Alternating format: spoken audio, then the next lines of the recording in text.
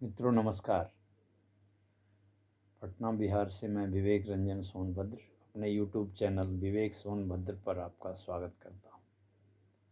आज बात शेयर बाज़ार से। शेयर बाज़ार में एक शेयर की जिसका नाम है लार्सन एंड टोब्रो। ये देश की सबसे बड़ी इंजीनियरिंग कंपनी है।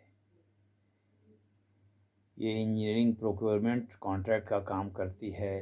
कई सारे अन्य क्षेत्रों जैसे डिफेंस के क्षेत्र में, इंफ्रास्ट्रक्चर के क्षेत्र में भी काम करती है और भी कई काम करती है।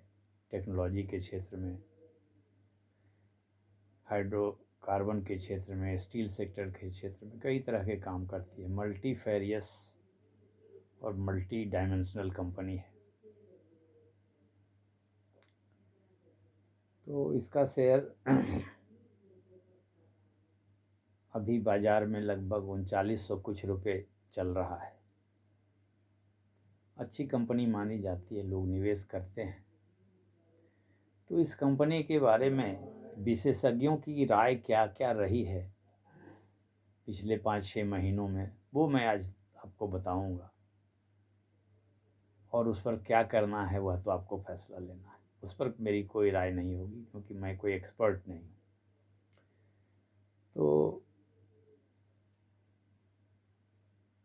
एक बार ये मंगलवार को CNBC आवाज़ पर अनुज सिंघल एक एंकर होते हैं। वो सुशील केडिया एक हैं एक्सपर्ट शेयर बाज़ार से रिलेटेड, केडियानॉमिक्स के फाउंडर सुशील केडिया, उनसे बात कर रहे थे। तो उन्होंने बताया था 15 जुलाई 2025 को कि L&T का शेयर 4000 से 4100 रुपये हो जाएगा। उस समय यह कम था, अब कितना था नहीं कह सकता, 3400-3500 होगा, पक्का याद नहीं है। हाँ, ये प्रोग्राम हुआ था 15 जुलाई 25 को। 28 जुलाई को इस शेयर का दाम लगभग 3400 कुछ रुपया था। तो उस समय भी वैसा ही कुछ रहा होगा। तो उन्होंने कहा सर 4000 से 4100 रुपये हो जाएगा। तो 1-2 दिन पहले यह शेयर 4000 टच कर चुका है। तो जुलाई से नवंबर आते आते, नवंबर स्टार्ट होते होते इस शेयर का दाम 4000 तो टच कर गया। तो अगर उसको देखें तो वह उनकी बात सही हो रही है।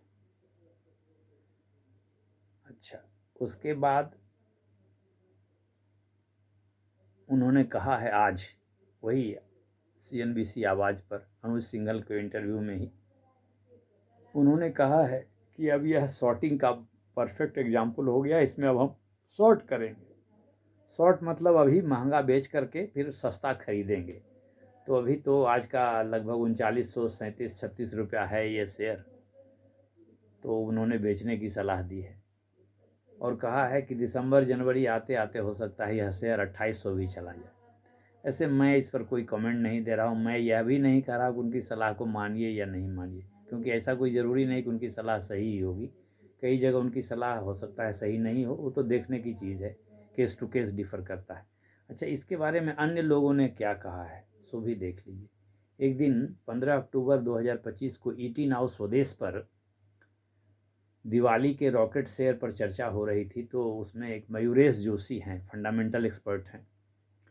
तो उन्होंने कहा था कि इसका शेयर एक साल में 4550 हो जाएगा। तो अभी तो 3940, 36-35 है, 3936। उन्होंने कहा था कि अगर भारतीय अर्थव्यवस्था को आगे बढ़ना है तो इस कंपनी के बिना बढ़े नहीं होगा, क्योंकि भारतीय अर्थव्यवस्था का विकास होगा तो इस कंपनी का भी विकास होगा ही होगा। विकास तो हो ही रहा है और विकास होगा, क्योंकि ये कंपनी इंफ्रास्ट्रक्चर में है, हाइड्रोकार्बन में है, स्टील में है, मेट्रो में है, किसी हर चीज़ में, डिफेंस में है, सब कुछ में है। तो उन्होंने टारगेट दिया था 4550 का एक साल में। ये 15 अक्टूबर की बात है। तो मतलब अगले अक्टूबर तक मान कर चल सकते हैं। लेकिन तो इसमें सुशील केडिया जी का तो खैर वो है शॉर्टिंग करने का, तो उससे ये कंट्राडिक्शन नहीं है। हो सकता है 2800 के बाद फिर आगे बढ़ेगा। अच्छा, ICICI डायरेक्ट, ये भी कोई ब्रोकिंग कंपनी है या कंसल्टेंसी कंपनी है, जो भी है, शायद ब्रोकिंग ही होगी। ऐसे ICICI सिक्योरिटीज़ भी एक होती है ब्रोकिंग।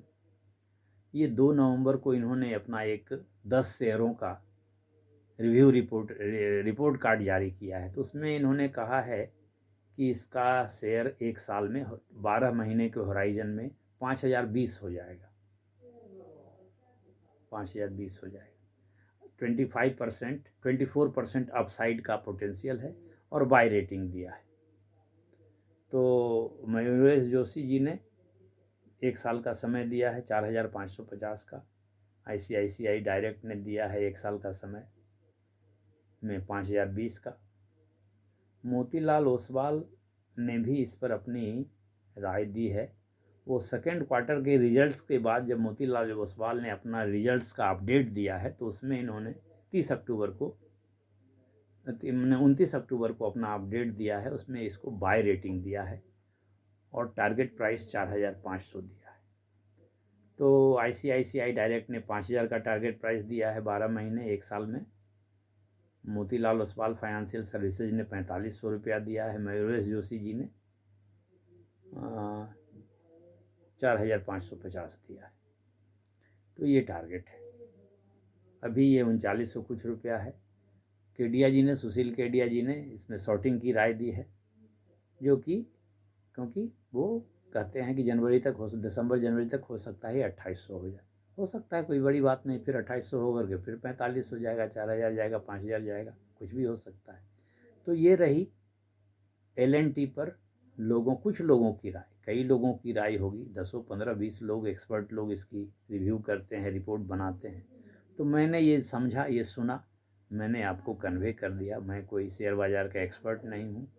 मैं भी निवेश करता हूँ, LNT में भी मेरा निवेश है।